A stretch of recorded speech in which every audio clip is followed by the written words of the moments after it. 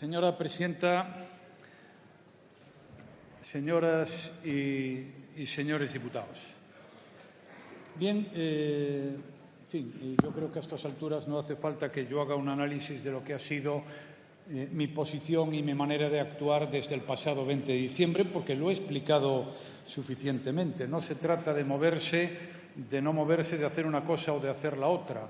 Yo he planteado que a mí lo que más razonable me parecía era una coalición, si no un pacto parlamentario, y si no, pues la situación que se va a producir si no media ningún cambio el próximo sábado. Ese era mi planteamiento. Y dice usted, ¿por qué salió este planteamiento? Porque un partido hizo una cosa, cambió de criterio, tomó una decisión otra. Salió, señor Esteban, porque era lo más razonable, a la vista de los resultados que se produjeron el 20 de diciembre y, sobre todo, a la vista de los resultados que se produjeron el pasado día 26 de junio. Si no se hubieran producido esos resultados electorales, aunque yo hubiera hecho exactamente lo mismo que hice, que según usted es nada, pues el resultado hubiera sido diferente. Al final, la realidad se suele imponer y el sentido común también. Y esto es lo que ha pasado aquí. A partir de ahora llega una situación diferente, una nueva etapa política, como se ha dicho aquí esta mañana, en la que todos pues, debemos manejarnos, y yo el primero, con la mayor inteligencia, generosidad posible. De eso se trata. Es verdad que usted y yo tuvimos una conversación antes de las elecciones del 26 de junio y antes de que se produjera un debate sobre la investidura.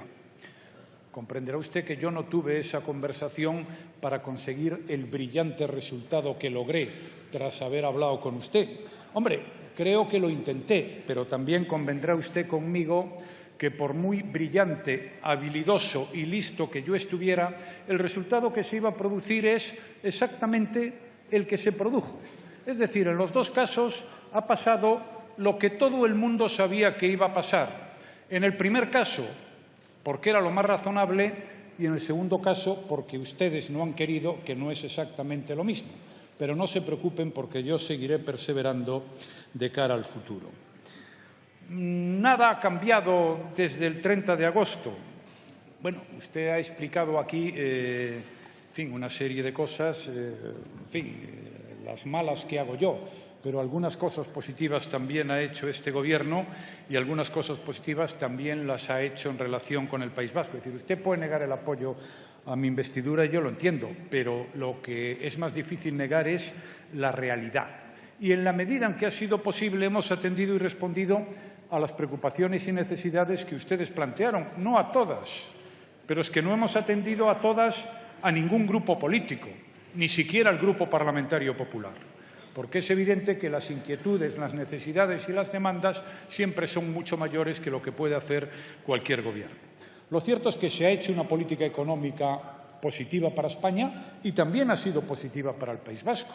No me podrá negar que no es lo mismo el crecimiento económico que había en el 2011 en el País Vasco que el que hay ahora. Ya sé que usted puede decir que eso se debe a las decisiones adoptadas por el Gobierno vasco o al simple transcurso del tiempo o el ciclo, pero yo le digo que no. Si hubiéramos hecho otra política económica, probablemente estuviéramos en una situación diferente. Y lo mismo ocurre cuando de creación de empleo hablamos. También hace usted un reproche sobre el esfuerzo inversor que hemos hecho en el País Vasco. ¿Podríamos haber hecho más? Hombre, sin duda, pero la inversión del Grupo Fomento del País Vasco suman los 2.000 millones de euros, que no es una cifra menor si sumamos los del presupuesto de este año. Y sobre la Y vasca, ya me gustaría a mí haber terminado, fíjese lo que le digo, la Y vasca. Todavía tenemos en un país con una red de alta velocidad, como tienen pocos países en el mundo, algunos retos que llevar a buen término. Y, sin duda alguna, de los más importantes, si no el más importante, está el tema de la alta velocidad al País Vasco. Pero debo recordar que a finales del año 2011 aún faltaba por ejecutar más del 75% de la inversión, como usted sabe.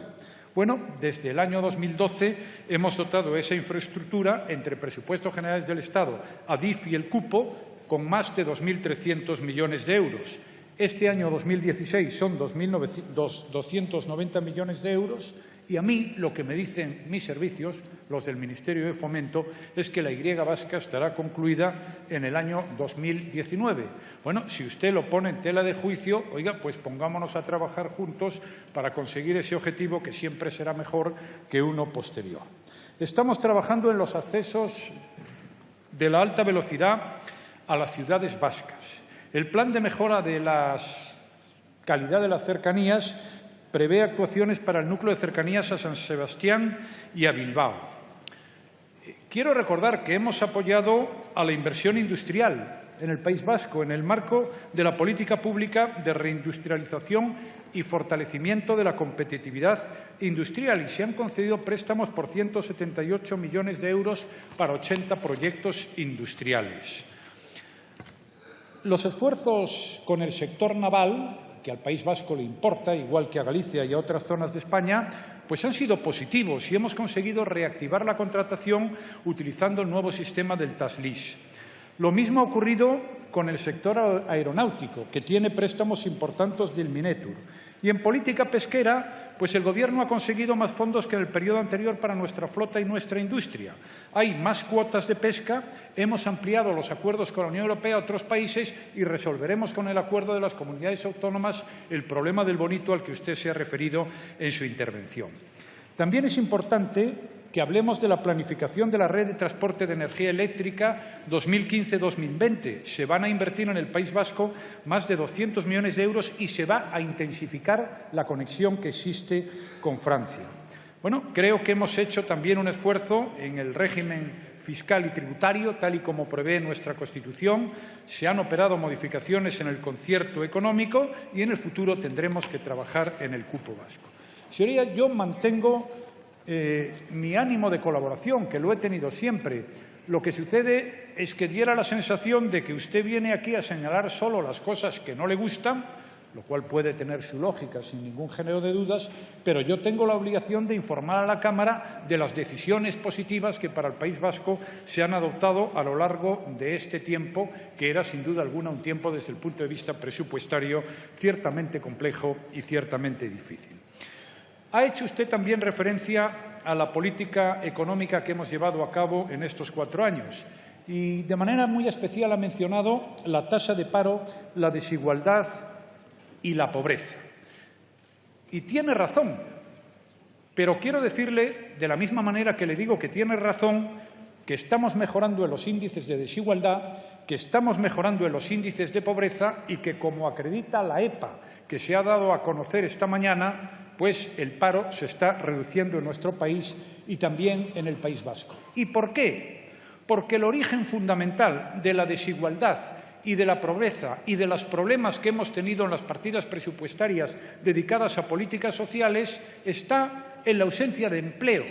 Es aquello a lo que me he referido tantas y tantas veces en esta Cámara, incluida en el día de hoy. Y por eso hemos dicho que el empleo es el objetivo capital. Lo es porque la gente quiere trabajar y con razón. Y lo es porque la persona que trabaja es la que luego sostiene las políticas sociales y además consigue reducir la desigualdad y la pobreza. Usted se ha manifestado a favor de la estabilidad presupuestaria y yo estoy de acuerdo y lo celebro y dice que hay que hacer más cosas. Sin duda hay que hacerlas, reformas estructurales, pero debería usted reconocernos una cosa de la que yo no puedo hablar demasiado porque tampoco le conviene mucho a España, que es que el objetivo de estabilidad presupuestaria para este año en el que estamos era del 2,8 y hemos conseguido que ese objetivo, que era del 2,8, se convirtiera en el 4,6. Y eso nos ha permitido, entre otras cosas, bajar impuestos y también nos ha permitido, entre otras cosas, hacer un gasto público razonable. Y eso sirve también para generar crecimiento económico y empleo. Yo no soy un fanático de la estabilidad presupuestaria, ni pretendo reducir el déficit público en un santiamén. Creo que las cosas se deben hacer con tiempo. Hemos hablado con la Comisión Europea, se han atendido nuestras peticiones porque eran razonables y eso, insisto, ha sido muy útil para que ahora, este año 2016, podamos decir en España el crecimiento económico va a ser del 3 o del 3,1 o el 3,2, que me es igual, pero desde luego muy por encima de lo que sucede en la Unión Europea. Señoría, se ha referido usted, y yo no conozco el detalle de todos y cada uno de los temas que usted me ha planteado, como era mi obligación conocerlo, se ha referido usted a una proposición, no sé si de ley o no de ley, sobre la Y vasca, se ha referido también a un texto sobre el fin de la violencia. Yo solo pido una cosa sobre el fin de la violencia, señor Esteban, que ETA se disuelva. Es que es razonable que un Parlamento democrático haga esa petición, porque ETA es una organización terrorista, todo el mundo lo sabe. ¿Y no le parece a usted que es algo sensato decir, oiga, usted que es una organización terrorista y dice que no se va a disolver, se disuelva? ¿Y qué quiere? ¿Que un Parlamento democrático como el nuestro le diga, oiga, no se disuelva, o que no le diga nada? Hombre, yo creo que siempre es positivo pedirle algo que es muy razonable y que sin duda alguna está muy puesto en razón. También me hubiera gustado, como cuando se refirió a otros asuntos a los que he hecho alusión hace un momento, que hubiera en su intervención hecho, aunque fuera una breve referencia, algunas cosas positivas que se han producido a lo largo de estas últimas fechas. Por ejemplo, la decisión que tomó este mismo Parlamento sobre Bilbao Ría 2000. Eso es positivo. Y como es positivo, no hace usted referencia a ello. Hombre, deme alguna también para jugar. O la batalla que hemos tenido que dar en relación con el acero. Yo he hablado con el Lehendakari y he defendido su posición en el último Consejo Europeo que ha tenido lugar en Bruselas. Y lo he hecho por dos razones. Una, porque creía que tenía razón, y otra, porque yo estaba absolutamente de acuerdo. Hemos defendido el libre comercio, pero también hemos defendido que el libre comercio sea justo. Y lo que está ocurriendo con el acero en algún país importante dentro del contexto mundial perjudica y mucho a muchas empresas del País Vasco y también de Cataluña y, por tanto, por una razón de justicia, además de por interés nacional, hay que defenderlo. Y creo que lo que allí sucedió pues fue positivo. Queremos hacer tratados de libre comercio, es bueno para todos, pero creemos que el libre comercio sea justo y que no haya gente que, perdón por la utilización de la expresión, pues esté en mejor posición que otros a la hora de competir en los mercados. Por cierto, hay que celebrar hoy que el Parlamento de Valonia, ya tiene gracia, haya entrado en razón y podamos en la Unión Europea firmar un tratado de libre comercio con Canadá. Bueno, más leña y más grano. Claro, a mí lo único que se me ha ocurrido es, si quieres grano, Aitor, te dejaré mi tractor. Es lo único que se me ocurre a estas horas de la tarde.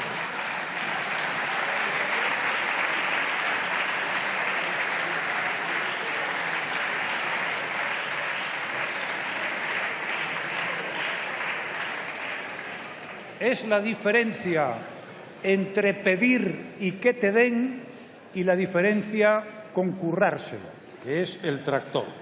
Señoría, yo en cualquier caso voy a utilizar el tractor. Yo les voy a pedir cosas, pero voy a trabajarlo también, a utilizar el tractor. Y creo que también pues ustedes deberían hacerlo. Sé perfectamente, como usted puede suponerlo, lo que es el Partido Nacionalista Vasco. Tuvimos una coalición parlamentaria, por cierto, en un gobierno en el que yo participaba en 1996. Silencio, por favor. Silencio. Entonces hablaba con no era el Lehendakari, el vicelehendakari Ibarretxe, el señor Balza, que luego fue responsable de Interior, y el que manda ahora. Y no les quepa a ustedes la más mínima duda que hicimos cosas positivas, sensatas y razonables. Pero tienen ustedes que entender una cosa que es importante. Es decir, España es un país con un nivel de descentralización como no existe en el mundo. Y llevamos en un proceso que comenzó en 1978, 79, 80, 30 y muchos años. El País Vasco tiene hoy un nivel de autonomía como no ha tenido nunca. Pero cuando digo nunca, es nunca. Es decir, eso es un hecho objetivo, no es un juicio de valor. Y tiene un nivel de autonomía administrativa y política y tributaria como no existe en ningún lugar del mundo, al menos que yo conozca. Probablemente todo sea mejorable, pero también hay que ver de dónde partimos cada uno. En cualquier caso, yo pondré de mi parte todo aquello que sea necesario para que ustedes se involucren en la gobernabilidad de nuestro país. No pretendo discutir aquí, porque creo que no tiene sentido si es bueno o si deja de serlo que pongamos o dejemos de plantear recursos ante el Tribunal Constitucional. Pero tengo que decir que ha sido el Gobierno vasco el que ha cuestionado más normas del Estado que las que ha cuestionado el Estado respecto al Gobierno vasco. Según los datos que mis servicios me han proporcionado, en 34 ocasiones han cuestionado normas estatales. Nosotros lo hemos hecho en 17. Es verdad que tanto en las ocasiones en que ustedes lo hicieron como cuando lo hicimos nosotros, en muchas hemos llegado previamente a un acuerdo. Por tanto, hay que reconocer o hay que afirmar, simplemente porque es verdad, que aunque ha habido discrepancias en algunos temas, también ha habido acuerdos importantes en otros, de colaboración o de encomiendas de gestión. Y puedo asegurarle que esto, el discutir normas que aprueben las comunidades autónomas o que las comunidades discutan las que aprueban las Cortes Generales, no ha sucedido solo con el Gobierno vasco o con el Gobierno catalán. Es que a mí me ha ocurrido también con el Gobierno gallego o con el Gobierno andaluz o con cualquier otro gobierno, con el Gobierno canario y con todos. Por tanto, lo que tenemos que hacer es más esfuerzos. Aquí no se trata de ninguna solución que pueda resolver el problema en cualquier momento. Tendremos que hacer más esfuerzos e intentar poner ustedes también de nuestra parte todo aquello que sea útil, pues en fin, para trabajar un poco más y mejor por nuestro país y para que ustedes puedan hacer las cosas más razonablemente. Muchas gracias.